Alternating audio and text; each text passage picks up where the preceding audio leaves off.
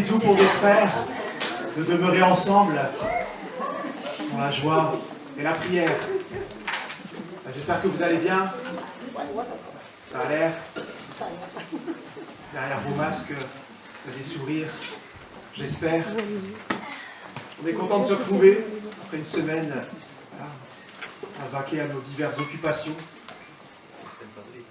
Le temps passe vite, bah oui, dit-il le petit jeune. Hein ce petit jeune. On t'oubliera pas tout à l'heure, on t'oubliera pas tout à l'heure. Alors je ne sais pas si vous avez entendu, pas plus tard que hier, j'entendais ça à la radio. Alors, je ne sais pas si on doit se réjouir ou si on doit un petit peu s'attrister. On fait ce matin partie des 49% de la population française qui croit en Dieu. Alors avec un gros Dieu. Ce qui veut dire qu'à côté de ça, il y a 51% des Français qui n'y croient pas. Et j'ai un ami qui a rajouté, là, sur vous savez, les réseaux, ça m'arrive d'aller quand même sur les réseaux, et il y a un ami qui a rajouté simplement, j'ai du mal à comprendre que 51% des Français ne croient pas en Dieu, alors que pourtant Dieu, il aime 100% des Français. C'est magnifique. Merci, bon. Exactement, 100%. Il nous aime, le Seigneur. On va lui redire ce matin, ou bien je suis fier de faire partie de sa famille, moi qui ne méritais rien, nous qui ne méritions rien. Il s'est approché vers nous. Alors je vais remettre simplement maintenant ce temps que nous allons passer ensemble dans les mains du Seigneur. Et ensuite on va chanter un premier chant. J'avais fait partie de mon top 50 des chants, je n'y peux rien, c'est comme ça qu'il dit « Je suivrai mon Seigneur et mon Maître ». Je me le rappelle et que je le chante très régulièrement. Seigneur, merci pour ta présence ce matin au milieu de nous. Merci parce que tu nous as précédés dans ce lieu. Merci parce que tu veux parler à nos cœurs encore ce matin. Merci pour ce message, Seigneur, que tu vas nous apporter, Seigneur. Seigneur, je veux te remettre vraiment ce temps mis à part pour toi ce matin, pour que chacun et chacune puissions nous retrouver ensemble et en tête à tête avec toi. Et ensemble pouvoir te glorifier, te dire combien tu es grand, combien tu es bon, combien oui tu es un Dieu qui encore aujourd'hui fait des miracles dans nos vies. Toutes ces petites choses que tu fais pour chacun d'entre nous. Tu nous aides au combat, tu partages nos joies, tu partages nos tristesses. Et Seigneur, ce matin, eh bien, nous voulons avoir les yeux pleinement fixés sur toi. Que toute la gloire te revienne, Seigneur Jésus. Amen. Amen. Alors, vous pouvez suivre le Seigneur assis si vous voulez ce matin, mais on va chanter ce chant debout parce qu'on veut le suivre pas à pas.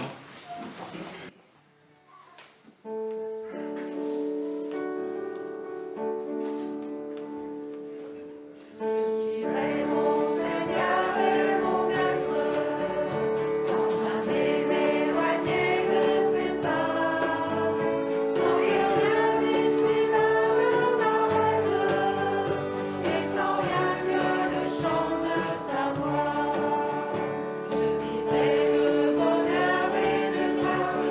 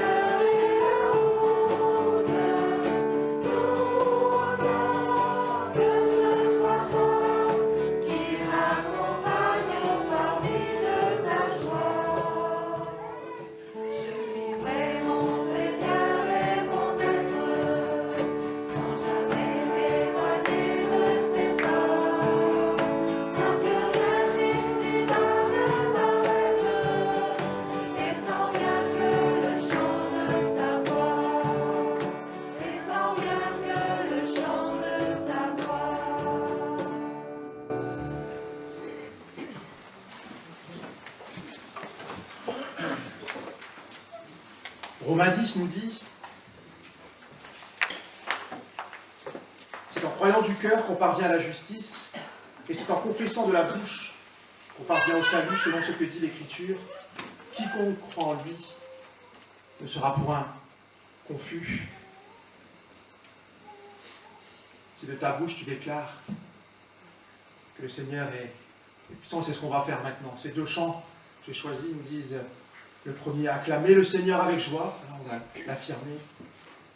Et le deuxième, on va le raffirmer encore un peu plus fort, et on va se chanter, dites-le fort, encore plus fort, annoncez ce que Dieu a fait. Acclamer Dieu, genre du monde entier, c'est pas grave, c'était le deuxième que j'avais pris, mais c'est celui-là que vous avez pris, acclamer Dieu, genre du monde entier. Ah non. C'est l'autre, donc c'est juste, c'est acclamer le Seigneur avec joie.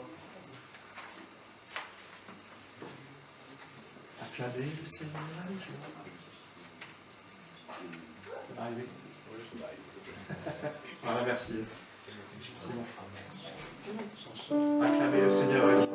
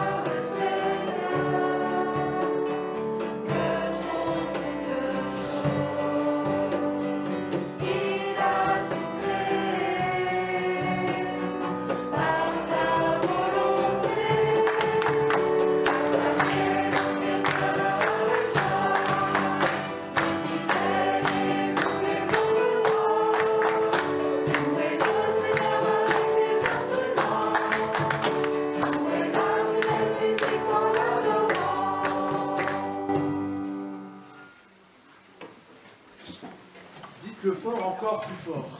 Vous êtes prêts à prendre un peu de voix, il va falloir chanter un peu plus fort, à travers les masques que je vous entende bien, et surtout que voilà, le Seigneur nous entend nous réjouir d'être dans sa présence.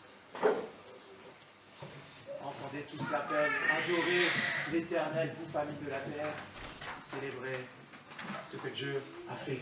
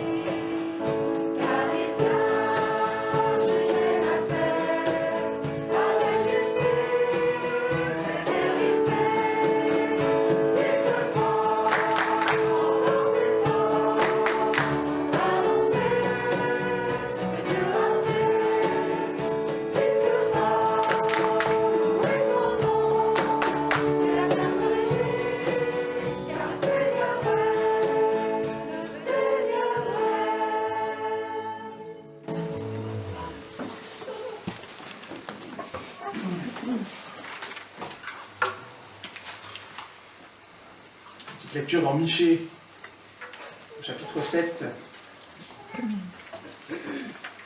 au verset 18. Je dis, quel Dieu est semblable à toi, qui pardonne l'iniquité, qui oublie les péchés.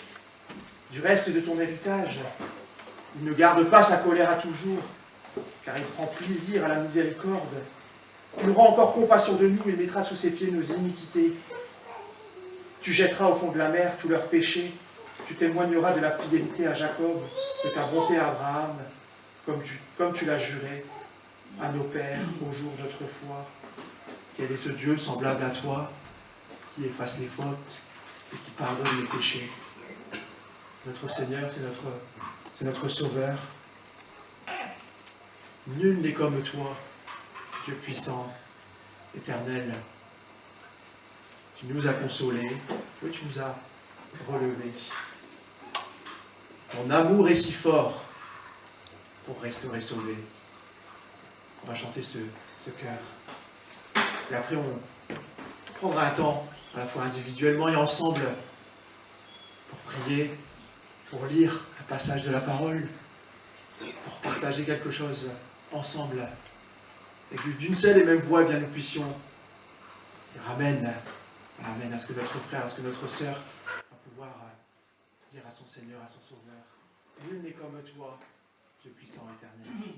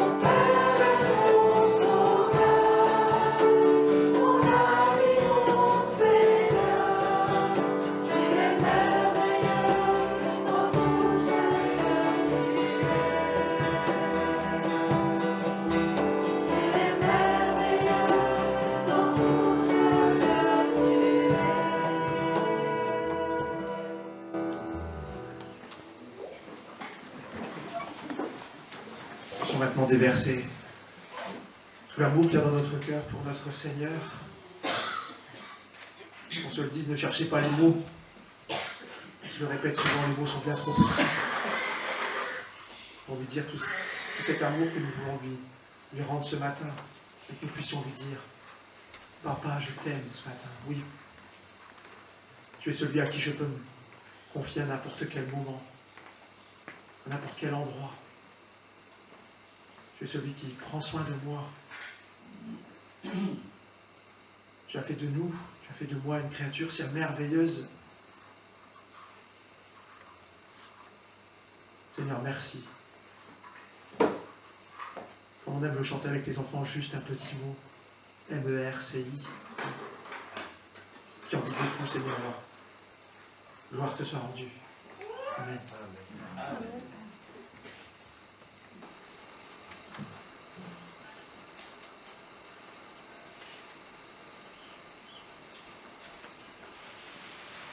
Seigneur, annonce-moi l'allégresse et la joie. Les eaux que tu as brisées se réjouiront. Détourne ton regard de mes péchés, efface toutes mes iniquités. Ô Dieu, crée en moi un cœur pur, renouvelle en moi un esprit bien disposé. Et mes yeux se sont arrêtés juste sur ce verset, effectivement, ô Dieu, crée en moi un cœur pur. J'ai besoin, Seigneur, que mon cœur soit purifié. On va chanter ce chant qui dit, justement, Seigneur, mon cœur t'appartient. Je pense qu'il n'y a pas d'autre, il n'y a pas de meilleure chose pour nous que de dire, oui, Seigneur, mon cœur t'appartient. Prends ma vie, prends ce que je suis. Crée en moi un cœur pur.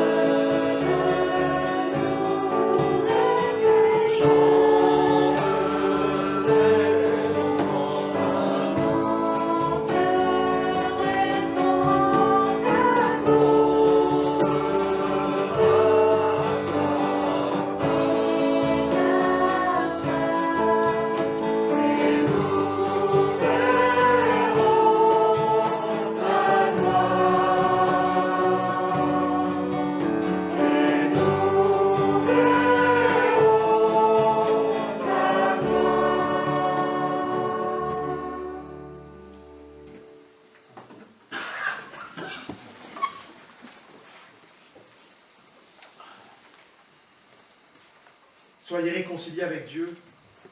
Celui qui n'a point connu le péché, il l'a fait devenir péché pour nous, afin que nous devenions en lui justice de Dieu. Dans quelques instants, nous allons ensemble prendre le repas du Seigneur. J'ai choisi ce chant qui dit « Quand j'ai vu tes mains ». Un chant qui prend, comme beaucoup, mais celui-là il prend particulièrement bien les tripes, comme on dit un petit peu ici à Dunkerque. Quand j'ai vu tes mains, Seigneur, quand j'ai... Voilà, on va juste le chanter, et puis ensuite je laisserai la place à Gabriel pour introduire dans le repas du Seigneur.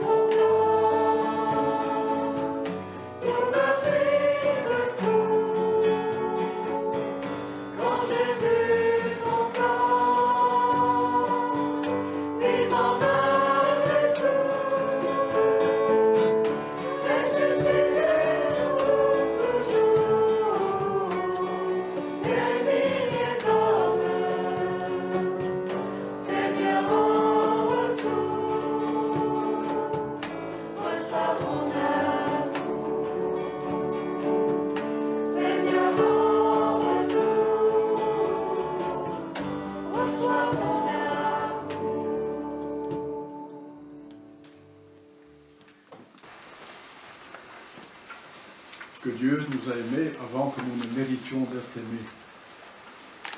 Aimer alors qu'on n'en vaut pas la peine, on appelle ça de la grâce. C'est une faveur que Dieu nous accorde.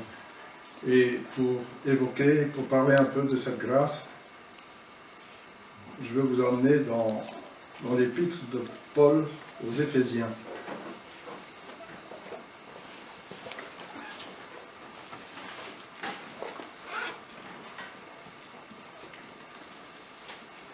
Je pourrais vous lire le premier chapitre qui est merveilleux, mais je vais prendre le deuxième. Donc, Éphésiens 2, à partir du verset 1er. Autrefois, vous étiez morts à cause de vos fautes et de vos péchés. Par ces actes, vous conformiez alors votre manière de vivre à celle du monde. Et vous suiviez le chef des puissances spirituelles mauvaises. cet esprit qui agit maintenant dans les hommes rebelles à Dieu. Nous aussi, nous faisions autrefois partie de ces hommes. Nous vivions selon nos mauvais désirs d'hommes livrés à eux-mêmes et nous accomplissions tout ce que notre corps et notre esprit nous poussaient à faire. Aussi étions-nous par nature voués à la colère de Dieu comme le reste des hommes. Mais Dieu est riche en bonté. Aussi, à cause du grand amour dont il nous a aimés, alors que nous étions spirituellement morts à cause de nos fautes, il nous a fait revivre les uns et les autres avec Christ. C'est par la grâce que vous êtes sauvés, par notre union avec Jésus-Christ. Dieu nous a ressuscités les uns et les autres et nous a fait siéger les uns et les autres dans le monde céleste.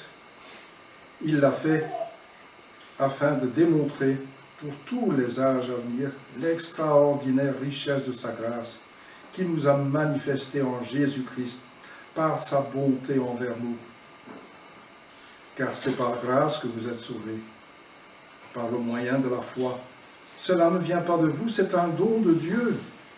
Ce n'est pas le fruit d'œuvres que vous auriez accompli. Personne n'a donc raison de se vanter.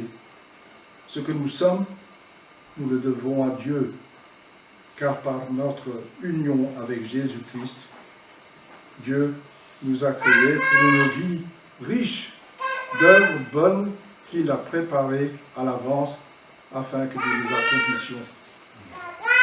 Nous sommes venus à la foi. Nous avons pris conscience de nos péchés et nous avons accepté le sacrifice de Jésus. Nous avons compris à un certain moment, car Dieu a tant aimé le monde qu'il a donné son Fils unique, afin que quiconque croit en lui ne périsse point, mais qu'il ait la vie éternelle. Nous avons cru et nous avons décidé à ce moment-là de changer, de nous transformer, de nous repentir, vraiment de changer de direction.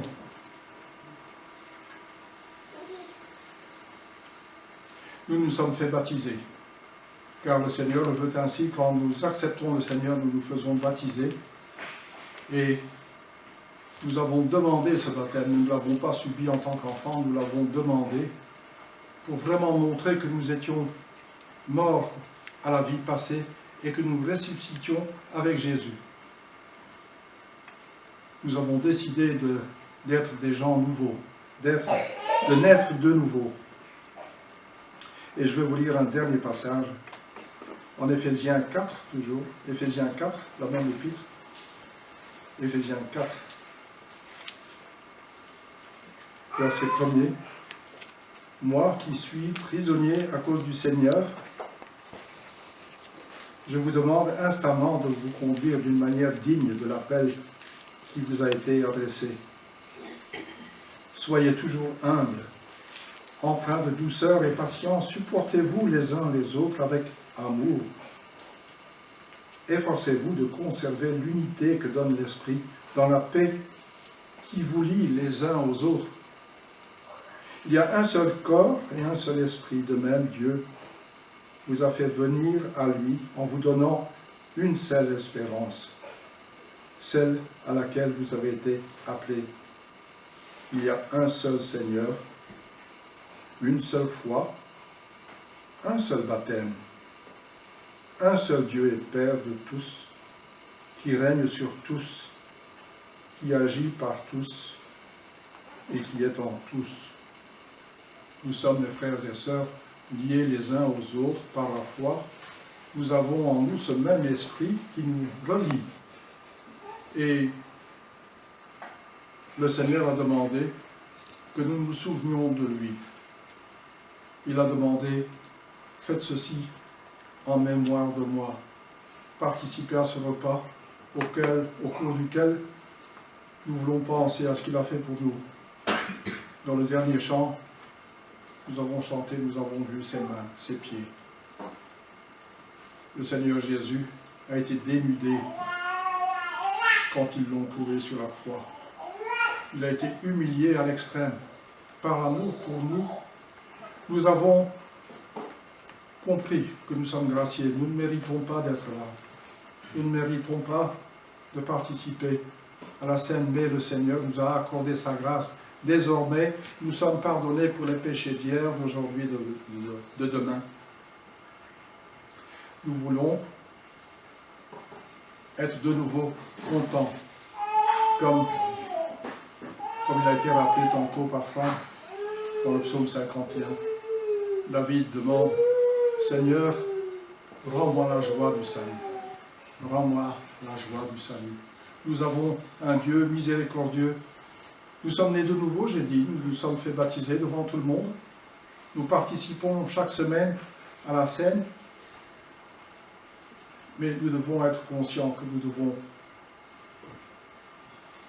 au bénéfice de la grâce du Seigneur, changer nos vies. Le Seigneur nous demande des choses spéciales de nous une fois que nous comprenons la grâce. Quand le peuple hébreu a été libéré de l'Égypte, quand Dieu leur a donné les commandements, il a dit, vous êtes le peuple qui a été délivré de la servitude. C'était un peuple gracié et conscient de l'amour de leur Dieu. Pour eux, il aurait été facile de suivre les commandements. Nous aussi, nous avons les commandements du Seigneur Jésus. Et par amour, nous voulons nous conformer. Non pas pour mériter le ciel, car je l'ai dit, nous avons la grâce, nous bénéficions de cette grâce. Et nous avons cette espérance vivante. Nous allons voir le Seigneur en gloire, nous l'avons chanté. Soyons joyeux. Le Seigneur a pris tous nos péchés sur lui. Nous n'avons plus à avoir peur. Nous ne devons pas craindre, comme David, que le Seigneur reprenne son esprit. Nous avons l'esprit qui vit en nous. Nous sommes des enfants de Dieu. Nous appartenons au royaume de Dieu. Nous appartenons à l'Église. Nous sommes vraiment privilégiés. Et pour remercier le Seigneur, nous voulons conformer nos vies à ce qu'il souhaite, à ce qu'il attend de nous. Et nous voulons l'exprimer également au cours de ce repas. Nous allons ce matin oser nous regarder au-delà du masque. Nous allons pouvoir nous regarder dans les yeux et entre nous, par une communication invisible, dire « mon frère, ma soeur, je t'aime », mon frère, ma soeur, nous sommes au bénéfice de cette grâce. Et nous appartenons à Dieu. Maintenant, nous sommes ici, ce dimanche, réunis, rue Marcel Bilk, mais tantôt, nous serons réunis autour du Seigneur, dans la maison du Père. C'est merveilleux, n'est-ce pas, de croire. Et nous voulons maintenant partager ce repas.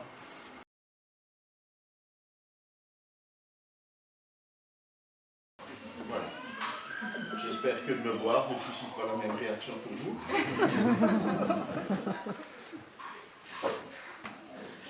Voilà, même si je ne suis pas en grande forme ce matin, il semblerait que, après s'être calfeutré, protégé, et je ne sais pas quoi, ben, ce soit le retour des... j'ai vu qu'il y avait un grand retour des gastro, des angines, des refroidissements et quoi, et puis ça ne m'a pas loupé, hein, donc voilà.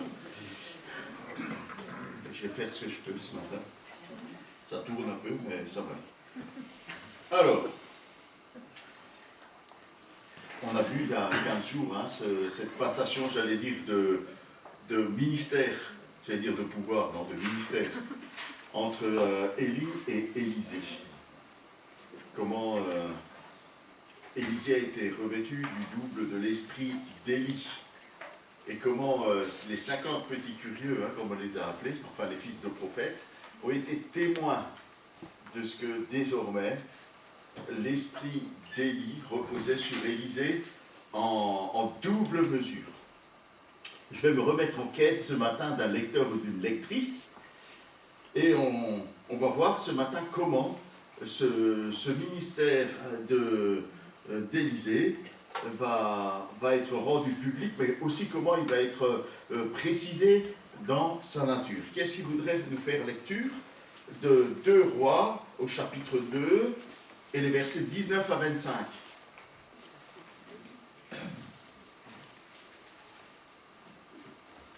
C'est avec plaisir, hein, qu'on t'accueille, tu trouves un micro, tu fais la lecture. N'hésite pas. Simon, tu veux lire?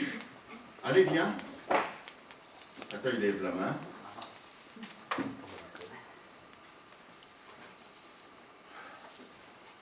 Viens, je peux te prêter mon livre.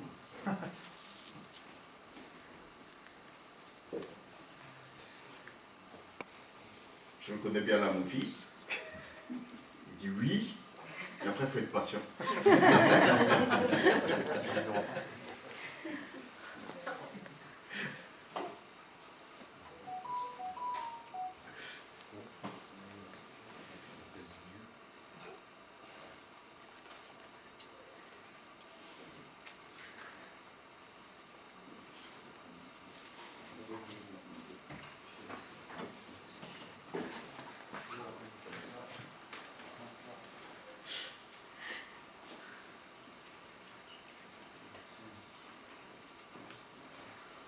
Allez, viens, je te prête mon micro. Ça marche pas aussi.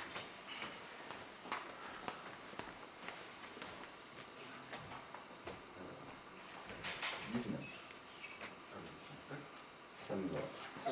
Merci. Les habitants de la ville vinrent dire à Élisée, « Vois-tu, notre ville est bien située, comme mon Seigneur peut le voir, mais l'eau est malsaine et la terre est infertile. » Il répondit, « Apportez-moi un plat neuf et mettez-y du sel. » Ils le lui apportèrent. Ils se rendirent à la source des eaux. Il jeta du sel et dit, « Voici ce que déclare l'Éternel.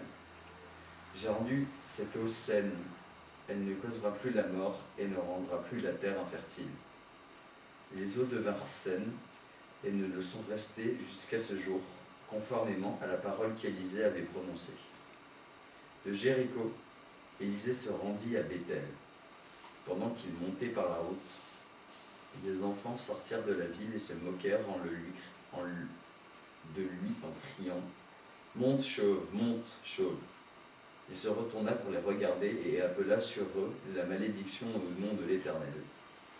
Aussitôt, 2 ours sortirent de la forêt et en déchirèrent 42 de ses enfants.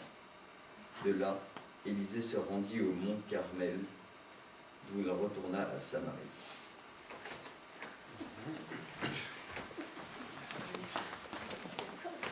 Voilà, j'ai vu des grimaces, hein, pendant la lecture de la deuxième partie. Il y a de quoi être inquiet pour nos enfants. Bénédiction et malédiction, c'est le titre que je donne à cette prédication d'aujourd'hui.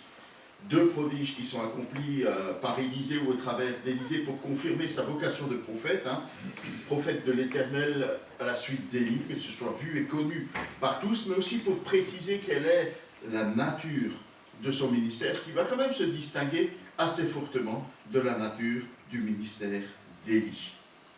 Mais quel contraste entre ces 2 courts récits. Ils sont mis comme en opposition par l'auteur. Il a voulu les juxtaposer, les mettre l'un en face de l'autre. À la lecture du premier, on est encouragé. C'est un texte qui redonne espoir, alors que le second, plutôt, il choque, il scandalise, il peut même effrayer par sa brutalité. Alors voyons d'abord le premier récit, que j'introduirai par « Croire en Dieu, c'est se placer au bénéfice de sa grâce ».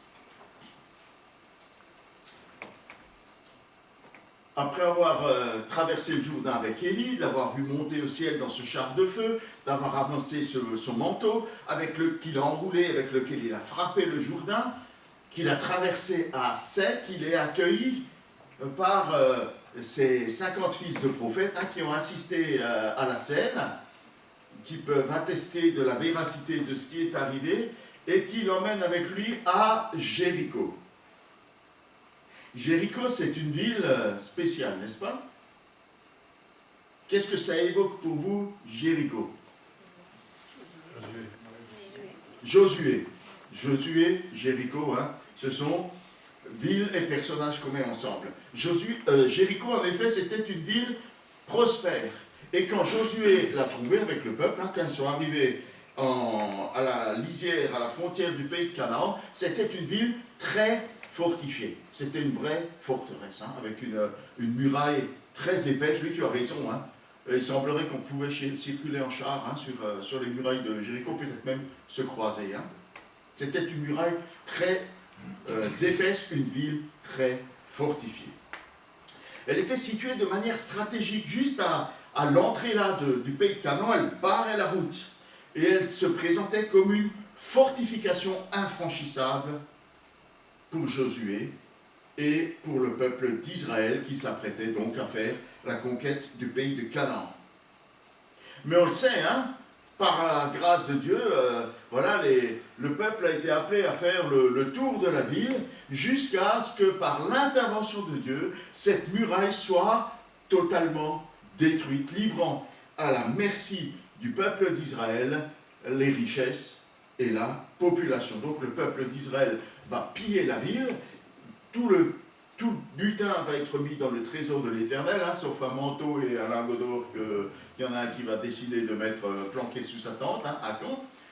Mais ils vont brûler la ville, autrement dit, ils vont totalement la détruire et éliminer tous les habitants conformément à l'ordre de l'Éternel, excepté à Rahab, hein, la femme qui a hébergé les espions et la famille qu'elle a pu réunir autour d'elle dans sa maison.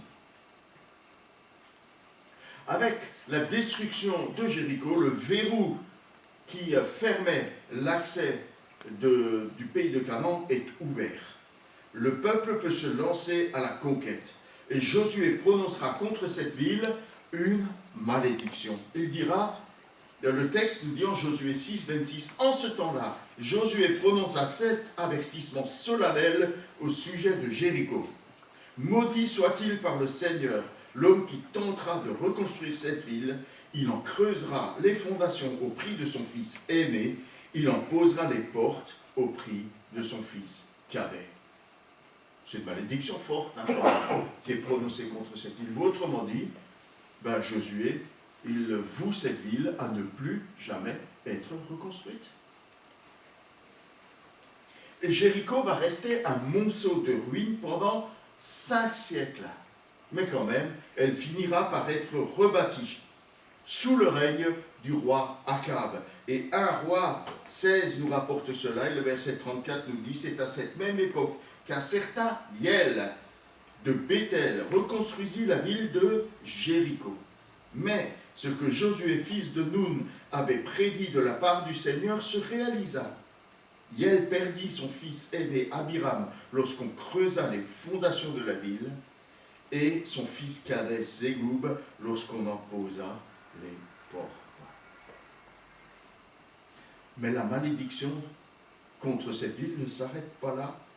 Elle persiste, notamment par cette source d'eau qui semble polluée, impropre à la consommation, impropre même à l'arrosage. Elle tue ceux qui la boivent et elle rend infertile la terre qu'on arrose avec cette eau. C'est comme si Jéricho continuait à porter cette malédiction, porter symboliquement la faute du péché des habitants du pays, porter la faute de leur opposition au peuple d'Israël, porter la faute de leur opposition du plan de Dieu en faveur de son peuple. Et donc, les fils de prophètes disent à Élisée, tu vois, cette ville, elle est super, hein, mais malheureusement, il n'y a pas d'eau à boire. Élisée, simplement, qu'est-ce qu'il fait? Un geste tout bête, un geste qui lui paraît tout simple, il y jette du sel. Et la source est assainie. Elle devient propre à la consommation, elle devient profitable à la culture.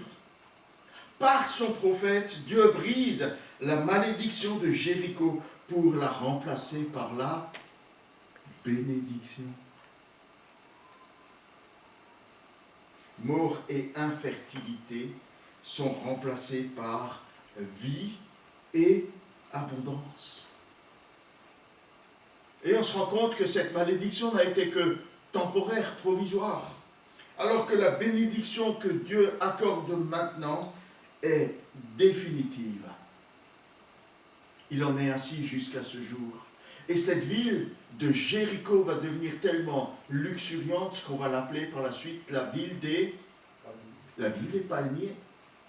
Alors je ne sais pas, moi j'y étais pas, hein, mais peut-être toi tu l'as vu, et tu as vu que c'est une cité qui maintenant est florissante, en tout cas la végétation abondante et florissante, notamment les palmiers.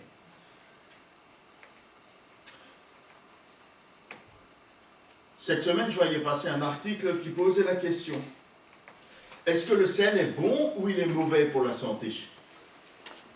Vous avez la réponse? Oui, coup-ci, coup-ça. Hein. Peut-être ça dépend de la quantité, le temps que tu passes avec la salière au-dessus de ton assiette. Moi, j'ai dû réduire, hein, parce que j'avais la main un peu lourde. Hein. Ma femme me l'avait dit, sale pas tant, jusqu'à ce que le médecin me dise: Monsieur Weber. Alors j'ai levé le pied. La main. Pardon? Non, la main. La main, oui, c'est ça. On sale avec la main, pas avec le pied, oui, tu as raison. Alors on peut aussi se poser la question, ce qu'il en est de l'usage du sel dans la Bible. On voit que le sel, il est utile pour lutter contre la corruption, pour révéler la saveur des aliments. Hein, c'est Jésus qui le dit. Hein. Quand le sel perd sa saveur, il est bon à rien. Et le sel, on en met pour donner de la saveur aux aliments. Là, il est bon. Hein. Il est bon quand vous l'utilisez pour empêcher la viande ou les aliments d'être atteints par la corruption. Mais il devient un agent de mort lorsqu'il est utilisé avec excès. On parlait hier de désherbant, hein, devant l'église, on voit les mauvaises herbes pousser. Et une sœur, hein, Corinne, qui était présente, elle dit: mais si on mélange du sel avec du jus de citron, c'est excellent hein, pour brûler les mauvaises herbes. Et je me souviens que, ayant grandi dans le bassin potassique, on utilisait la potasse comme désherbant. Hein, c'était efficace, ça brûlait tout, et puis le problème était résolu. En tout cas, 1 ou 2 ans, puis après, ça faisait effet engrais, et tu avais une végétation qui était... enfin bref. Mais l'effet immédiat, c'est effectivement de l'excès de sel, c'est de tuer tout ce qui existe. Vous savez, tout près de Jéricho, il y a la mer morte. Et vous savez pourquoi elle est morte? Parce qu'il y a trop de sel. Il y a trop de sel. Et le sel a tué toute vie. Alors, on se questionne sur ce qui se passait concernant cette source. Hein. Si certains avancent qu'elle était radioactive, d'autres, oui, ça m'a étonné aussi, hein. D'autres pensent que simplement cette source était salée, ce qui la rend à la fois impropre à la consommation et impropre pour l'arrosage. Et alors, si elle est trop salée, jeter du sel, ça arrangeait quoi? C'est un de ces paradoxes bibliques, n'est-ce pas? On peut le rapprocher de l'Évangile, qui comporte aussi en lui un paradoxe que nous avons rappelé ce matin. C'est par la mort de Jésus, c'est par sa mort que Jésus remporte la victoire sur l'ennemi, sur le péché et même sur la mort. C'est par sa mort qu'il remporte la victoire sur la mort. Et cette victoire, elle est rendue manifeste, elle est rendue évidente par sa résurrection.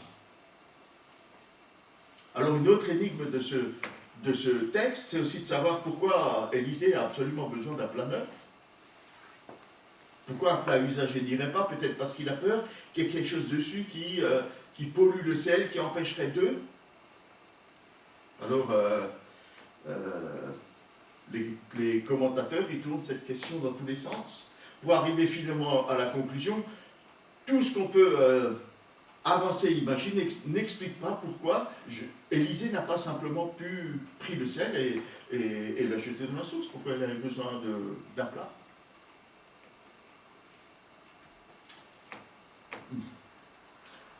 Finalement, dans ce récit, le plat neuf et le sel ne sont que des symboles, puisqu'on se rend compte au verset 22 que c'est la parole de Dieu, cette parole prononcée par son prophète Élisée qui purifie la source d'eau. C'est pas le plat, c'est pas le sel, ainsi parle l'Éternel. Et il utilise ces symboles d'un plat neuf et du sel.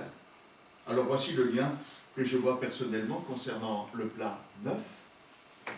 Plusieurs fois dans l'Ancien Testament, Dieu annonce L'Éternel fait une chose nouvelle en Ésaïe 43, 19. L'Éternel crée une chose nouvelle en Jérémie 31, 22. Et qu'est-ce qu'il fait de nouveau? Il manifeste sa grâce. Cette grâce, c'est, oui, le pardon que nous ne méritons pas. Il le manifeste envers son peuple. Il le ramène dans son pays. Il pardonne sa faute. Et il va même jusqu'à lui donner un cœur nouveau. Ce sont les prémices du mystère de l'Évangile. Dieu accorde sa grâce aux hommes en leur donnant un sauveur, Jésus-Christ, qui porte la faute des hommes sur lui, qui subit la condamnation des hommes sur la croix, qui les délivre de la malédiction, peut leur donner pour toujours la vie et sa bénédiction en abondance. Alors, je vous renvoie à Éphésiens 5, 32, Colossiens 1, 26, 27. Voilà, nous précise Colossiens 2, 2, le mystère, cette chose nouvelle, c'est Jésus-Christ donné aux hommes, Jésus-Christ donné pour les hommes. Voilà pour ce premier récit. Et là, on pourrait se réjouir. Et je priais ce matin, je disais, Seigneur, je te prie que vraiment les frères et sœurs soient réjouis par cette nouvelle qu'ils sont délivrés de la malédiction par Jésus-Christ. Définitivement. Pas juste un peu comme ça sur les bordures, hein, de manière transitoire. Mais de manière définitive. Et dans le besoin le plus profond de leur vie, Dieu t'a délivré de la malédiction. Mais il y a ce deuxième texte qu'on ne peut pas écarter de la Bible. Je ne peux pas simplement prendre le blanco et l'effacer de ma Bible parce que ça ne m'arrange pas. À l'IBG, l'homme d'entretien nous a fait une méditation le matin et nous a amené une très belle Bible. Couverture cuir rouge avec page tranche or, elle jetait. Et il nous a dit, voilà la Bible, vous pouvez l'étudier. Et tout ce qui vous dérange dans la Bible, vous pouvez l'enlever avec du blanco, là, vous mettez du blanc dessus sur tout ce qui vous dérange. Et puis, comme ça, après, vous avez une très belle Bible, cuir rouge, tranche or, et puis la feuillette devant nous, il n'y avait rien, il n'y avait que des feuilles blanches dans la Bible.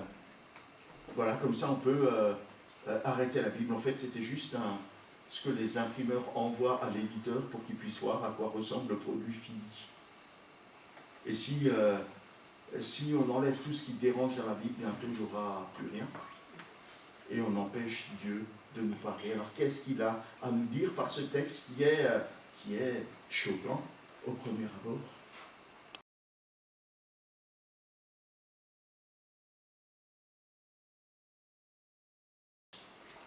Et toute la route qu'il a descendue avec Élie, vous vous souvenez, ils sont partis d'un point haut et puis ils sont descendus, ils ont fait 1000 mètres de dénivelé. Élisée entreprend de les remonter. Alors les balades en descente c'est bien, en montée, surtout que là, dénivelé de 1000 mètres, puisque Jéricho se trouve à 250 mètres sous le niveau de la mer, et Béthel à 880 mètres au-dessus. Donc vous voyez, c'est un bon 1000 mètres, un peu plus. Et ces deux villes sont distantes de 25 km, donc vous voyez un petit peu la pente. Ça ne fait pas semblant de monter. Alors c'est une belle montée qui a dû demander des efforts conséquents au prophète. Et alors c'est probablement à la peine, vous imaginez, marcher 25 km, c'est probablement en montée, c'est probablement à la peine et baigné de sueur qu'Élisée gravit la dernière, je ne sais pas si c'est un petit raidillon, comme vous avez l'habitude quand vous voyez les Tours de France, ils aiment bien finir sur un petit raidillon, et peut-être ça finit sur un petit raidillon puisque Béthel est en hauteur. Et là, dans cette montée sur laquelle il peigne et sur laquelle il sue, il devient la cible d'une bande de gamins qui se moquent de lui. Alors une lecture superficielle de ce texte nous donne à comprendre que, vexé, qu'on se moque de lui, il se retourne vers ses enfants pour les maudire, ce qui aura pour conséquence la mort de 42 d'entre eux. Alors depuis toujours, les lecteurs et les commentateurs sont choqués par la brutalité de ce passage de la Bible. Vous pas? On ne comprend pas, hein? On a du mal à comprendre. Est-ce que la réaction d'Élisée, elle n'est pas simplement disproportionnée? Il ne se montre pas trop vexé d'un seul coup, là? Ce sont que des moqueries d'enfants. Qui n'a jamais subi de moqueries d'enfants? Et rappelle-toi, quand tu étais enfant, tu t'es jamais moqué de personne. Pourquoi les maudire? Pourquoi ce massacre par des ours visiblement furieuses? Alors, pour comprendre, attachons-nous à, comme on l'a fait pour Jéricho, attachons-nous à Béthel. Béthel est une ville qui autrefois était appelée Luz. L-O-U-Z, pas Luz, hein, la Luz, mais Luz, L-O-U-Z. Voilà.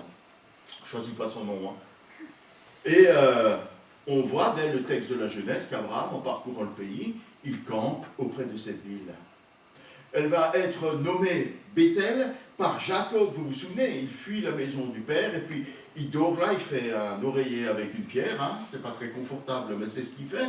Et puis pendant la nuit, il a cette vision d'une échelle qui monte vers le ciel et des anges qui montent et qui descendent. Et il se réveille et il dit certainement ici, c'est la maison de Dieu et je ne le savais pas. Et c'est le nom qu'il va donner à ce lieu, la maison de Dieu, suite à cette vision. Il va ériger la pierre hein, qui lui a servi d'oreiller en stèle et il va en faire un lieu de commémoration, de dévotion à l'Éternel.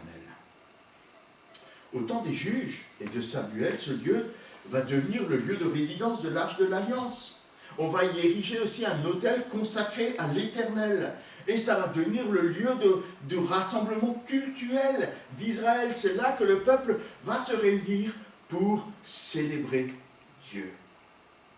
C'est là que Samuel va juger le peuple. Ça va être vraiment le lieu de rencontre entre Dieu et le peuple d'Israël. Mais voilà que après le règne de Salomon, quand arrive son fils qui ne semble pas avoir hérité de beaucoup de sagesse de son père, le royaume va être déchiré, divisé en deux. Et alors que le royaume du Nord, les 10 tribus vont se donner pour roi Jéroboam, celui-là va se gratter derrière la tête en disant « Si je laisse le peuple aller à Jérusalem pour adorer Dieu, je vais les perdre rapidement. Je vais leur donner un autre lieu d'adoration. » Et il va choisir Béthel, mais pas pour adorer Dieu, pour adorer un veau qu'il aura fabriqué en disant aux gens du Nord, voilà, ça c'est désormais votre Dieu. Et ce lieu de Béthel va, quand on lit au travers des prophètes, devenir le lieu qui symbolise le péché du peuple d'Israël, le lieu à cause duquel la colère de Dieu va s'enflammer contre Israël. Voyez 1 Roi 12, 25, Osée 10, 15. Voilà ce qui est devenu Béthel. Le lieu de péché d'Israël, le lieu de la révolte, le lieu du rejet, mais aussi le lieu qui suscite la colère de l'Éternel. On peut se questionner sur ces enfants. Et dans la Bible, on se rend compte qu'enfant, ça désigne l'homme qui n'est pas arrivé à l'âge adulte. Depuis son état de bébé jusqu'au moment où il devient un jeune adulte. On utilise le même mot dans la Bible. Et c'est ce mot qui est utilisé par exemple pour Absalom, lorsqu'il lève une armée contre son père David, en 2 Samuel 18,5. C'est plus vraiment un bébé, c'est pas vraiment un gamin, n'est-ce pas? Si on est capable de lever une armée, c'est que on a déjà un certain âge et une certaine maturité. Alors les commentateurs se disent probablement dans ce texte, on n'a pas affaire à des petits-enfants, mais probablement à des ados, des pré-ados, des ados.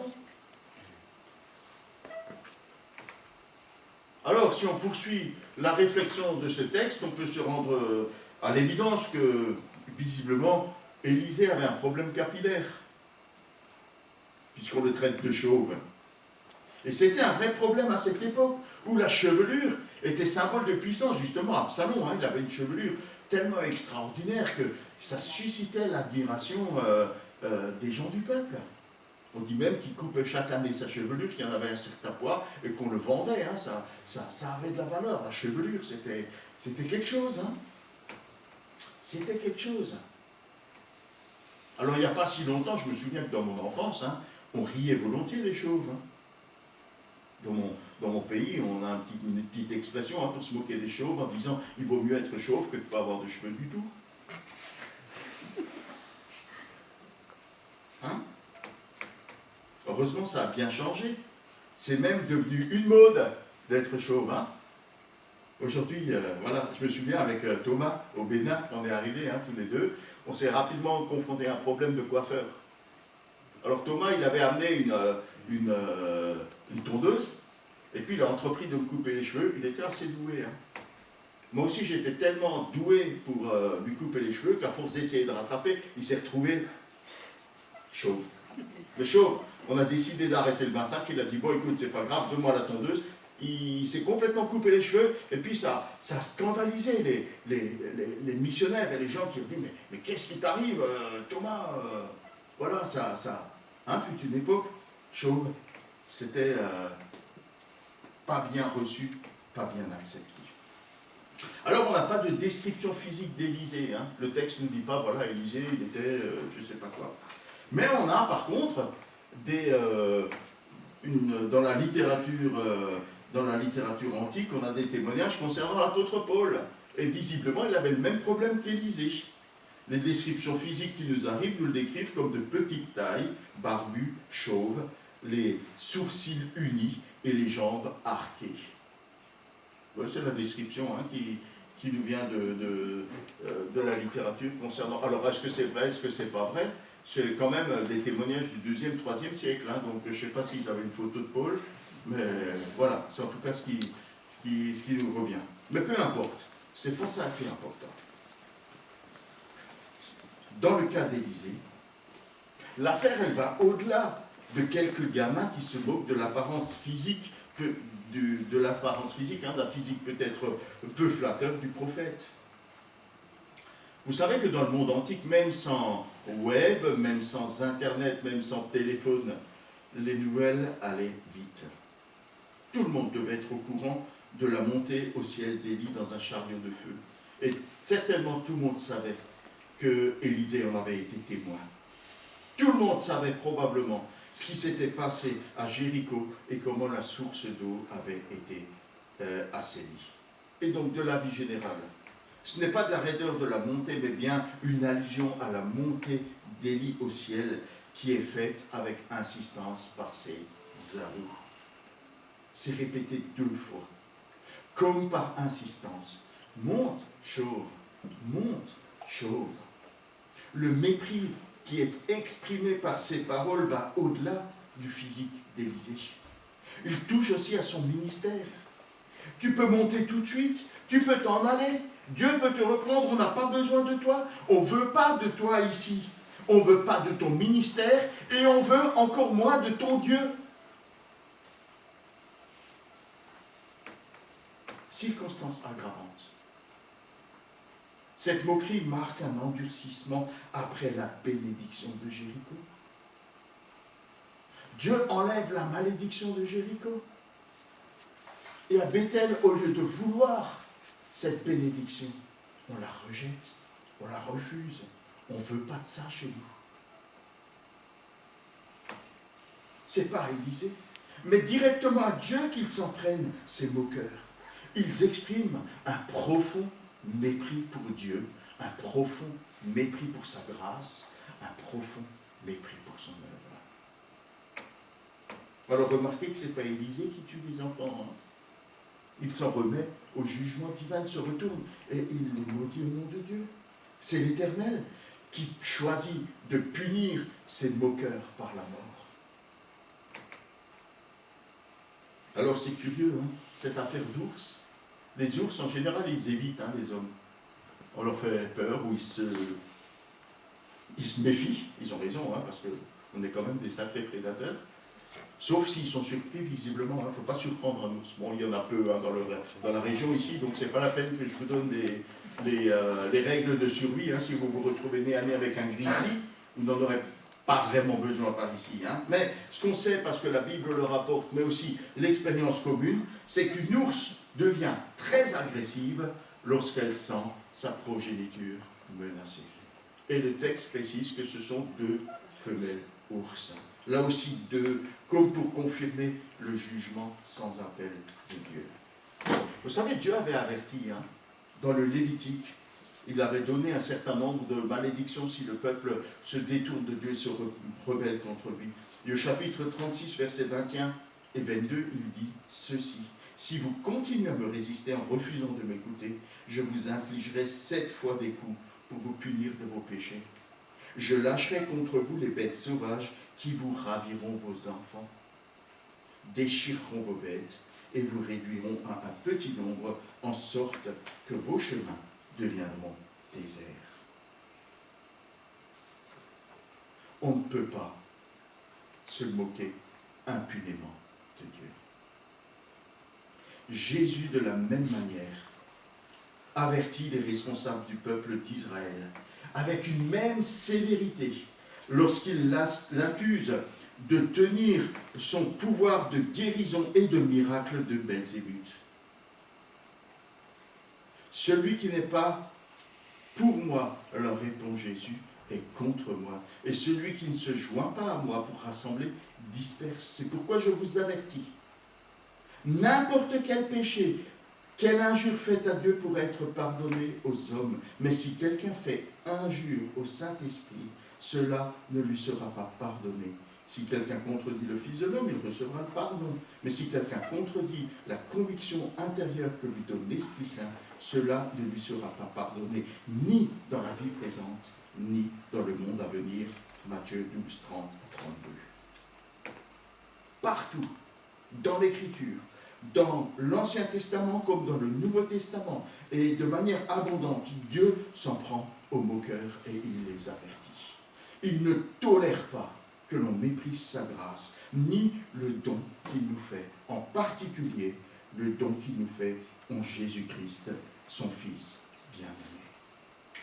Et nous avons là un indice fort concernant ce que peut être le péché contre le Saint-Esprit. On ne peut pas mépriser la grâce de Dieu. On ne peut pas mépriser l'œuvre du Saint-Esprit qui nous appelle à la repentance.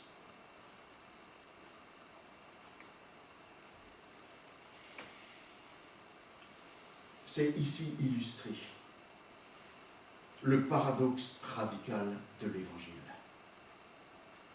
Jésus parle à Nicodème et il lui parle, et que je commence par ce texte qui est bien connu.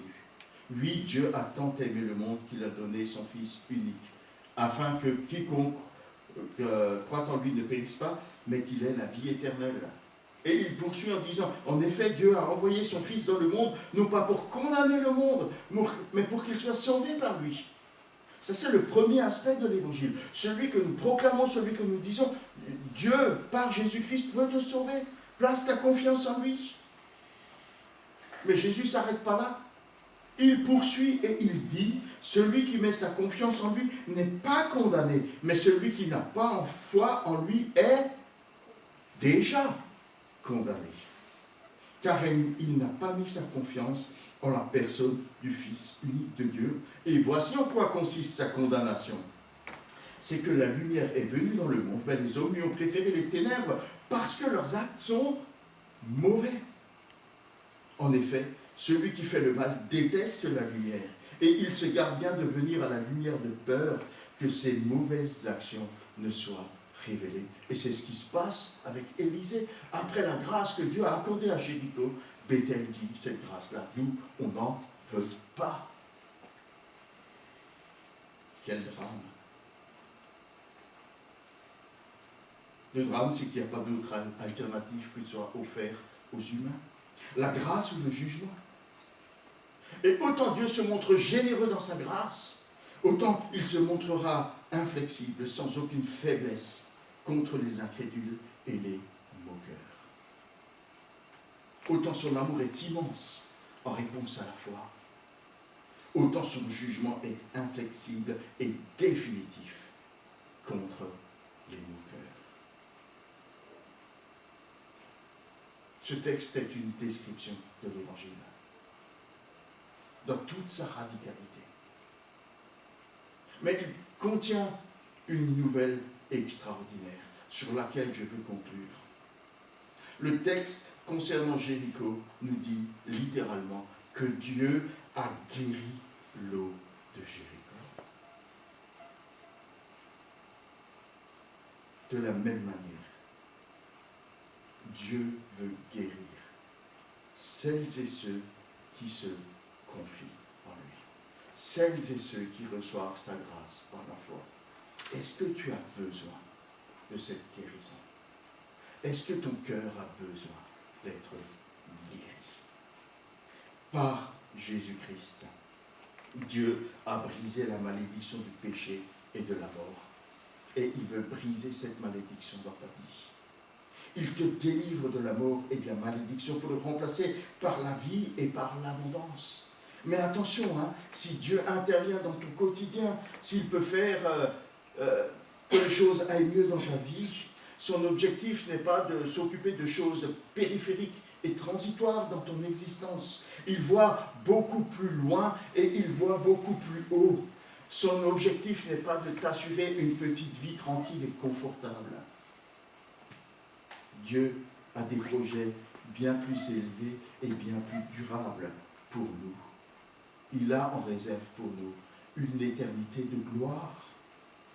C'est ce qui fait tressaillir de joie et déborder de louanges l'apôtre Paul dans Éphésiens. Loué soit Dieu le Père de notre Seigneur, Jésus le Christ, car il nous a comblés de bénédictions de l'Esprit dans le monde céleste, qui toutes sont en Christ. Éphésiens 1, 3. Et tu as raison, Gabriel, ce premier chapitre d'Éphésiens est merveilleux. Lisez-le. Prenez le temps cet après-midi.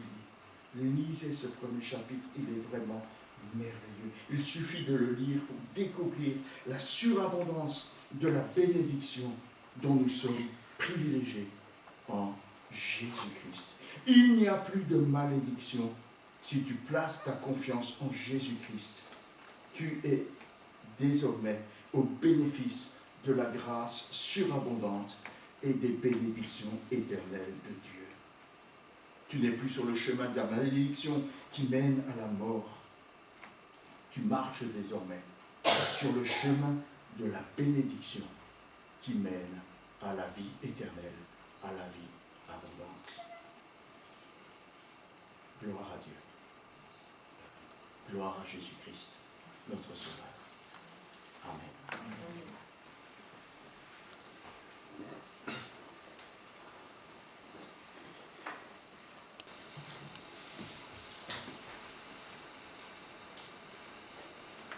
Notre culte touche tranquillement à sa fin, mais on a déjà été invités à relire ce chapitre cet après-midi, donc on va continuer autant que possible à être dans cette adoration avec notre Seigneur. Les annonces de la semaine, ça marche. En principe, jeudi soir, tu ne me rends pas, elle va perdu.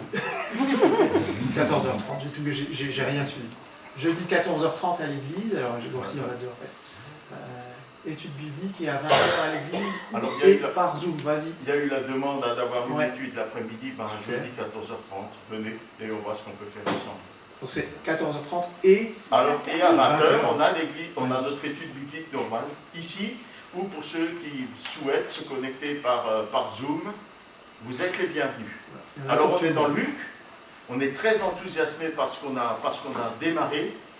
Vous êtes les bienvenus avec que vous ayez ou non le livret, vous êtes les bienvenus. Et l'étude est aussi profitable avec sans livret. Voilà. Hein? Maintenant, ceux qui souhaitent le livret, il y a toujours possibilité de l'obtenir, c'est une dizaine d'euros. Voilà. Si vous souhaitez y réfléchir par avance chez vous. Voilà. Mais tout le monde est bien. Super. Samedi 2 octobre, groupe de jeunes, 17h chez Ruth. Est sorti. Elle donnera, je pense, des infos dans la semaine, WhatsApp, etc. Donc ça va fonctionner. Donc elle donnera les dernières directives. On se retrouve la semaine prochaine, même heure, même endroit. Les agendas un peu plus loin. Matinée, travaux et entretiens, le 16 octobre à 9 h. Voilà, toutes les bonnes volontés, voilà, vous soyez comme un bricoleur ou pas, hein, apparemment c'est pas un souci, donc on a un peu d'huile de coude et un peu de volonté, vous êtes les bienvenus, hein, même si vous ne pouvez pas rester de 9 h à midi, on s'adapte. Urgence séisme en Haïti, bah oui, encore une fois touché par tout cela, un tronc dédié pour l'urgence séisme en Haïti est disponible à l'entrée, la petite boîte rouge habituelle, vous avez la possibilité de faire un don défiscalisé directement sur le site du CEL. Deux possibilités, soit dans la boîte, soit directement sur le site du CEL. On pense à nos frères et sœurs là-bas dans ce pays qui vivent, c'est toujours impressionnant à voir. Voilà. C'est impossible pour moi de me mettre à leur place, franchement ça me dépasse, en tout cas qu'on puisse prier pour eux, et puis que le Seigneur puisse les aider dans cette difficulté, dans cette catastrophe naturelle. Les anniversaires, le 20 septembre, Chantal Ars, le 20 septembre, pardon. Ah, excuse-moi, je parlais de trop. Le 20 septembre, Daniel, des bon anniversaire. Ah, c'est passé, c'est passé, ouais. On va attendre l'année prochaine maintenant. Et puis, pas plus tard qu'hier, je le disais tout à l'heure, un petit jeune, un deuxième petit jeune.